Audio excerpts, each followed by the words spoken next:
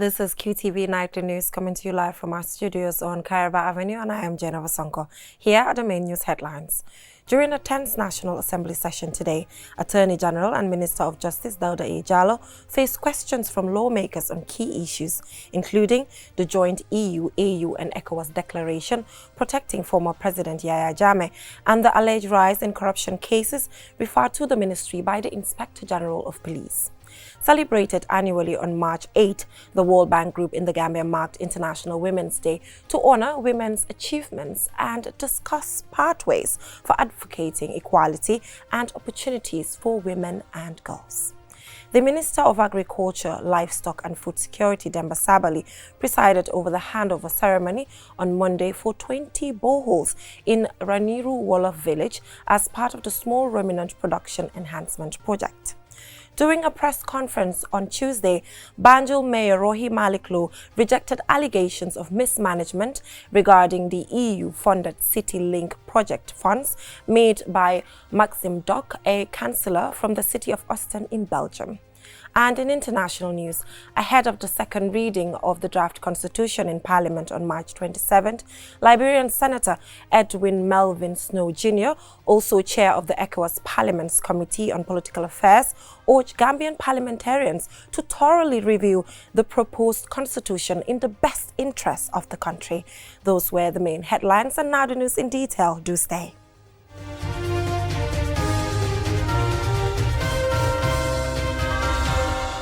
If you're just tuning in, you're watching QTV News, and I am Jennifer Sonko.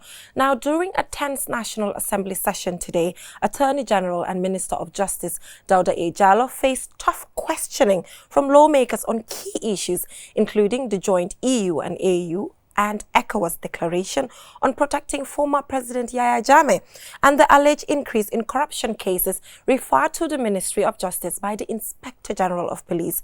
Usman Jatta reports.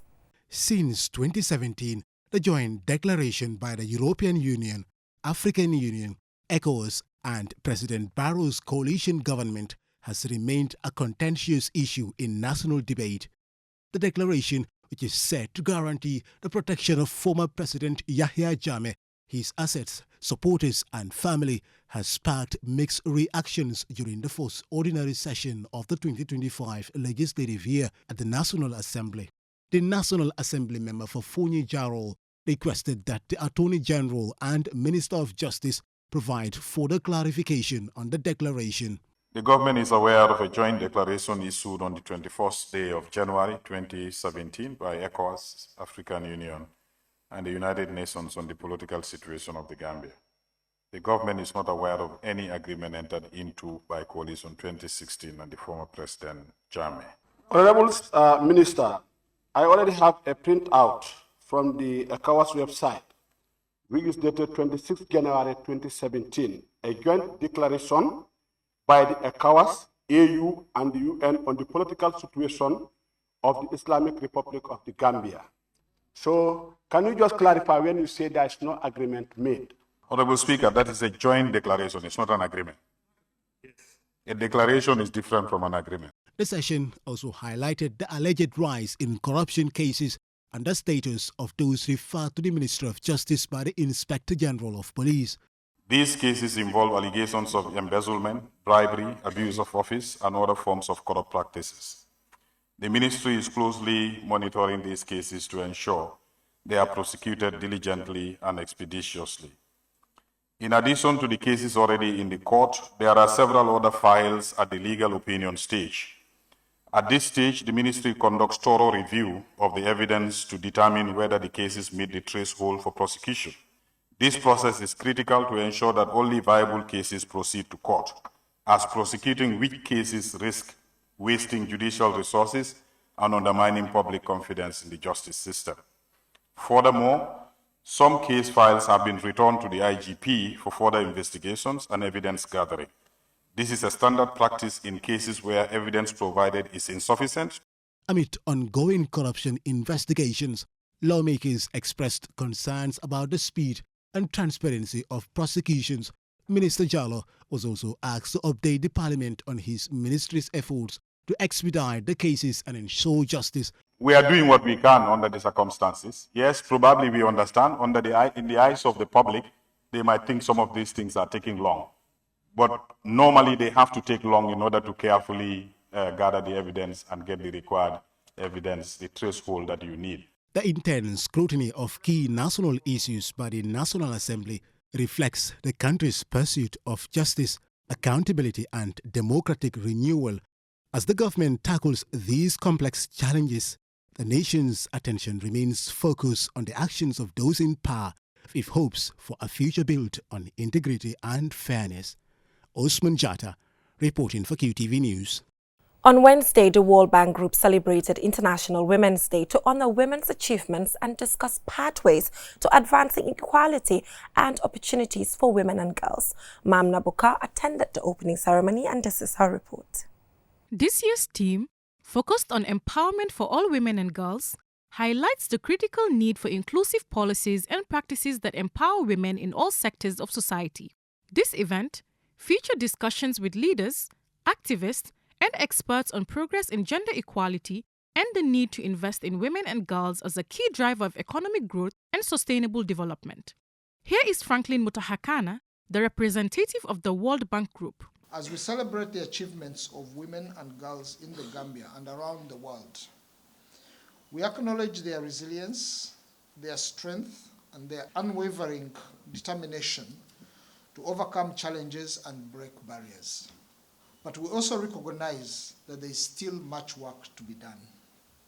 Whether it is advancing women's leadership, closing the gender pay gap, or ensuring that women in the Gambia have access to the opportunities and resources they deserve, we must remain focused on the journey ahead. When women and girls are empowered, entire communities thrive, economies grow, and nations prosper. During discussions on how to advance gender equality in the Gambia, panelists highlighted the need to effect change from the grassroots level and called for the collaboration of relevant government ministries, private sectors, and civil society organizations to complement each other's initiatives to be able to maximize outcomes and create an environment where women and girls can thrive without barriers. This is Fatou Sanyang Kinte, the Minister of Gender, Children, and Social Welfare. Women and girls from over half of the population of the Gambia. Therefore, sustainable economic development will not be achieved or realized if women and girls continue to lag behind.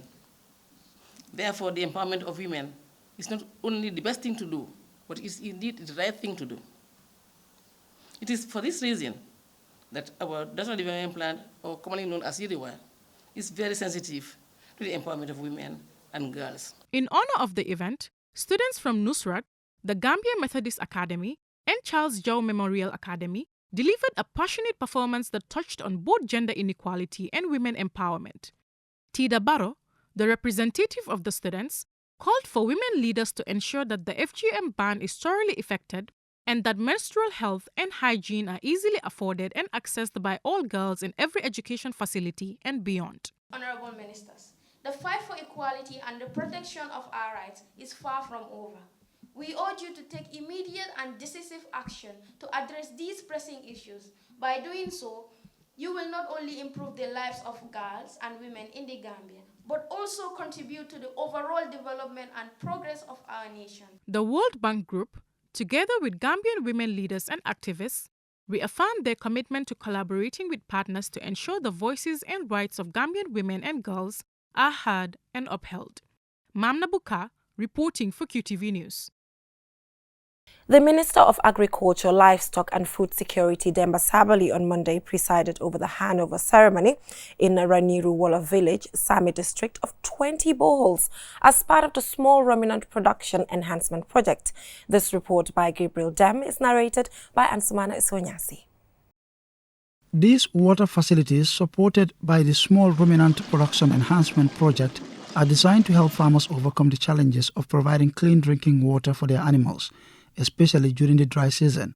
They will also reduce the need for cattle to roam in search of water, thus minimizing the risk of disease transmission.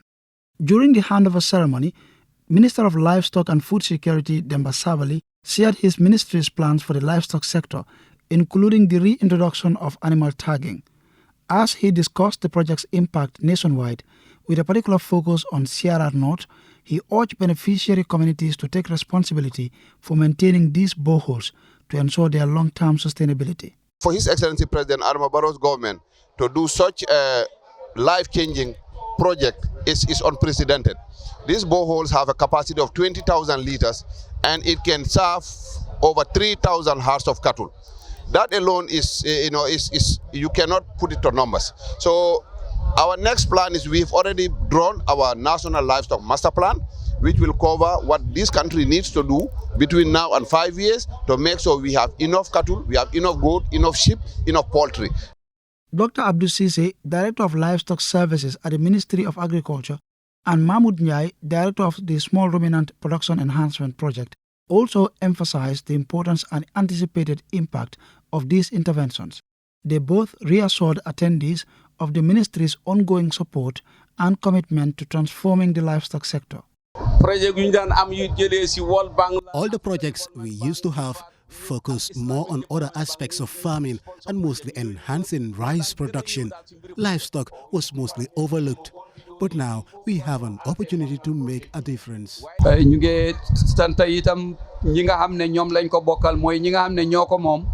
We would like to thank our partners who have been very supportive in ensuring that this project is realized. I wish to encourage you all to take ownership of this borehole. On behalf of the beneficiary communities, Usman Bah, Governor of CRR, and Sirif Sala, a resident of Ranero, expressed their gratitude to the Ministry of Agriculture and the Small Ruminant Production Enhancement Project for their support. They also highlighted how the construction of these boreholes will positively impact the livelihoods of their communities. Even human beings do age. We get old as we grow. The same applies to this borehole. But if you maintain it well, it will serve you for many years. On behalf of the community, on behalf of the youth, Alkalos, and the three communities of Ranero Wolof, Ranero Fula, Jalal, Toro, and Tabanani, we said thank you to you, all of you, the government of the Gambia, and those projects that have contributed to this project. The handover of these 20 boreholes is a key part of the project's efforts to enhance livestock production in the Gambia. Among those who spoke at the event were Mam Demba Jallo, Chief of Sami District, Ibrahima Jallo, President of the National Livestock Owners Association, and Honorable Omar Dabo, Chairman of the National Assembly Select Committee on Agriculture. Ansumane Sonyasi for KTV News. From that story by Ansumane Sonyasi, we will now go for a short commercial break. And when we come back, we have local and international news. Do stay with us. fii mooy fan fii mooy Inessa di place bi nga xam ne moom la ñëpp taam place bi bépp xeetu ataaya bu baax rek bu dugg see ci dëkk bi xamal li fii rek la am bara wërga bii neex na lool saf na ba pare tamit nag am gu bu neex boo ko naanee rek da ngay kontaan ci saasi añ ba suur ba gëreesal li nga lekk jëndal baara ataaya bii ndax moom la ñëpp taam gis nga sama client bii ataaya bu neex bu ne moom laa koy njëkk a jox ndax moom kat ataaya bu neex rek lay wër baara wërga bii mooy warga bi gën te moo gën a saf kon nag ràññee leen ko bu baax kon daw leen gaaw ca Banjul foofu ca Inessa di place bi nga xam ni foofu rek nga ko mën a amee wholesale wala retail mu ngi foofu ci boori court house bi foofu ca Banjul wala nga daw ci bépp marché bépp supermarket bépp boutique fépp foo dugg rek di nga mën a am baara warga bii nga xam ne moom la ñëpp di wër tey baara warga moo dàq ci warga yi man maa ngi ci moom ndax su ma maree ataaya moom rek lay naan. The future is now. With QCell's 5G network, experience speeds like never before. With our new 5G Rocket Fixed Internet plan, get speeds from 10 Mbps to 100 Mbps. Your 5G-enabled devices. Walk into QCell headquarters to get one of our 5G routers and experience the true feeling of 5G. Only with QCell. QCell brings you the future. Tech, innovation, incredible speed. The future is now. For more information, call our customer care on 111. QCell, Sunyapus. We innovate, others follow. Terms and conditions apply.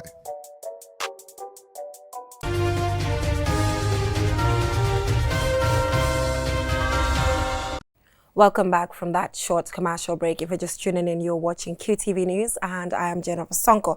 Still on local news, during a press conference on Tuesday, Banjul Mayor Lohi Malik Low rejected allegations of mismanagement regarding the EU-funded CityLink project funds made by Maxim Duck, a councillor from the city of Austin.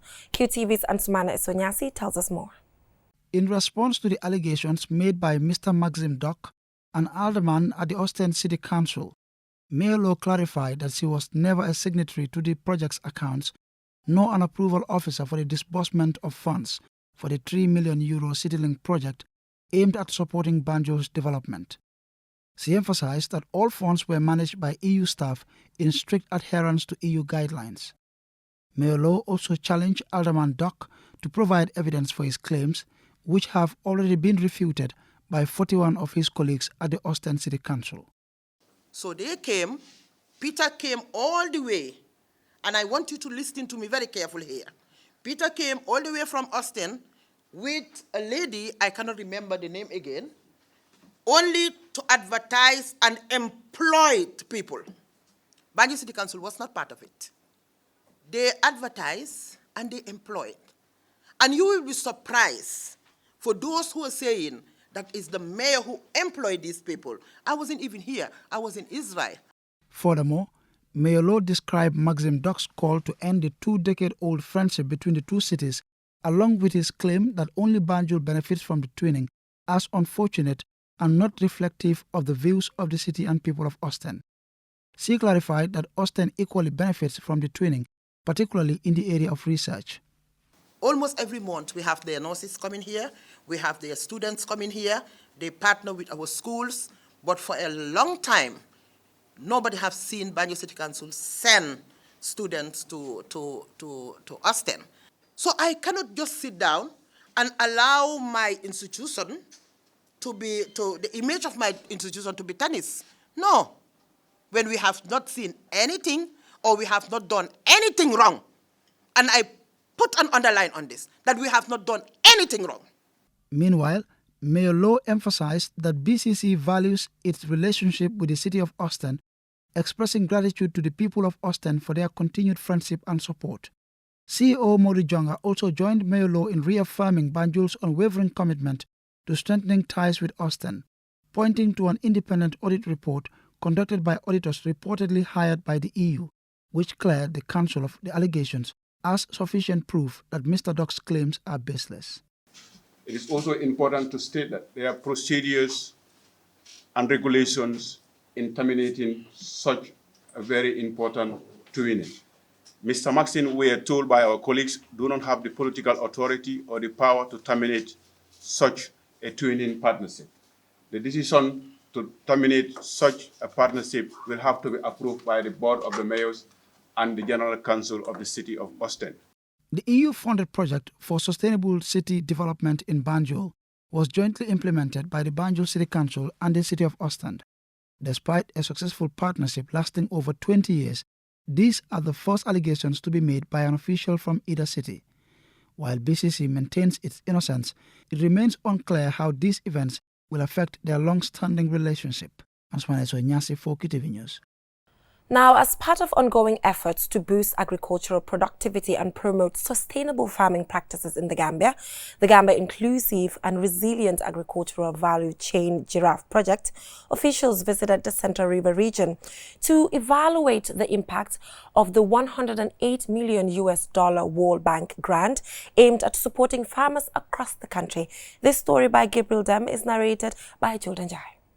By evaluating the grant's implementation, progress, and overall impact, Giraffe officials aim to better understand how these investments are transforming the agricultural sector and empowering local farmers to achieve long-term resilience and prosperity. The support targeted farmers operating in the region, including those in poultry farming, rice production, horticultural gardens, and other sectors. Hamad Saho, a poultry farmer based in Bansang, shared his thoughts on the grant. This is a significant achievement for me because at that time I only had one carton with 75 birds. Now I have 300 birds. along with 25 bags of feed. There are drinkers and the necessary medication. Behind me, there is a new tank, and I have installed new batteries as well. MashaAllah, everything is in place. Alaji Dabo is also a poultry farmer in Bansang. Giraffe has been a tremendous help to us. Before their support, we were struggling with financial difficulties, but since their intervention, we have become financially stable and have experienced numerous benefits from their assistance. Rafael Jawo, a farmer from Fulabantang who works at the Tumani fatty rice fields, described the giraffe grant as a life-changing revolution for farmers. The marketing grant have really helped us to transform this area now to be a farm. As you can see, it was more or less a busy area. Without their intervention, we wouldn't be able to transform this area until we begin to do rice cultivation here. Adama Cham, owner of Cham Babel Small Ruminant Poultry Farm, who has been in the business for 10 years and has created employment opportunities for young people, shared her thoughts. This margin grant has been a huge help to me. Initially, my poultry farm was in my compound, where I started with just 100 birds. Now, I have a house that can accommodate 500 birds, and another house for an additional 500 birds, making a total of 1,000 birds. I also have a solar freezer to store my processed goods, and I plan to buy a tricycle to sell my products. Alaji Sidibe and Fatou Sar, members of the Janjambure Age Meets group, spoke about the benefits of the grant, highlighting how it has helped them create employment opportunities for the young people. Alhamdulillah, we thank God for the matching grant. Many people have applied for the giraffe matching grant, but we were fortunate to receive support from the project, which covered 80% of the cost, while the community contributed the remaining 20%. We now have several machines that assist in rice cultivation, including 2 power tillers and a tricycle. We can't even measure the full benefits of this project. Previously, we struggled with tilling the soil at the farms and removing the rice seeds from the stalks using local tools. But now, thanks to Giraffe's intervention, these processes have become much easier. We can transport our goods more efficiently, and the benefits are immense.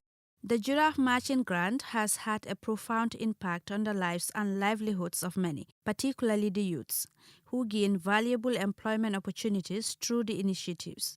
For QTV News, I am Juldenjai. Ahead of the second reading of the draft constitution in Parliament on March 27th, Liberian Senator Edwin Melvin Snow Jr., who also chairs the ECOWAS Parliament's Committee on Political Affairs, urged Gambian parliamentarians to thoroughly review the proposed constitution in the country's best interests. He made these remarks during a conversation with Aliou Cisse on the sidelines of the ongoing ECOWAS Parliament's first extraordinary session of 2025 in Nigeria. Here's an excerpt.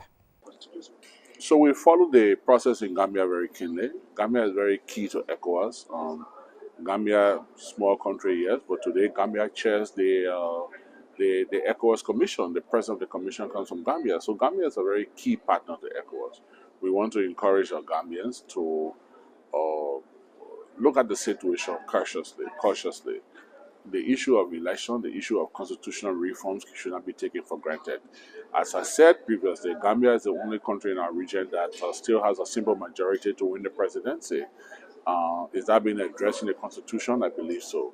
A term limit, you still don't have a term limit in your constitution. Has that been addressed? Yes. I know there were issues about like asset declaration and other issues in the constitution that still needs debate, but again, my dear brother Aliou, in every democracy there will be dispute, there will be argument, there will be debate. But talk is better than war.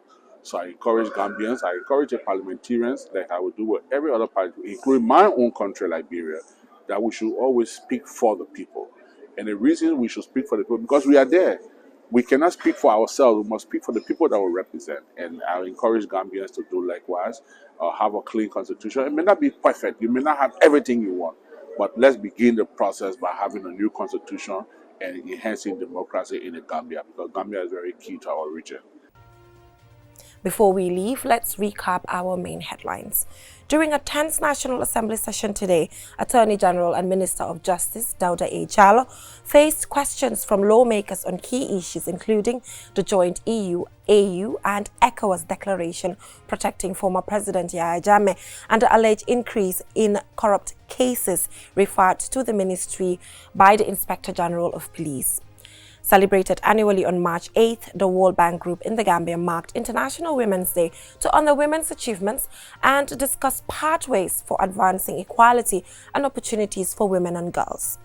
During a press conference on Tuesday, Banjul Mayor Rohi Malik Low rejected allegations of mismanagement regarding the EU-funded CityLink project funds made by Maxim Dock, a councillor from the city of Austin in Belgium. The Minister of Agriculture, Livestock and Food Security, Demba Sabali, presided over the handover ceremony on Monday for 20 boreholes in Raniru Wolof village as part of the Small Ruminant Production Enhancement Project. And in international news, ahead of the second reading of the draft constitution in Parliament on March 27th, Liberian Senator Edwin Melvin Snow Jr., also chair of the ECOWAS Parliament's Committee on Political Affairs, urged Gambian parliamentarians to thoroughly review the proposed constitution in the best interest of the country. Well, that is all we have for you in this edition of QTV News. Don't forget to tune in tomorrow, same time for more news. Thanks for watching and have a good night.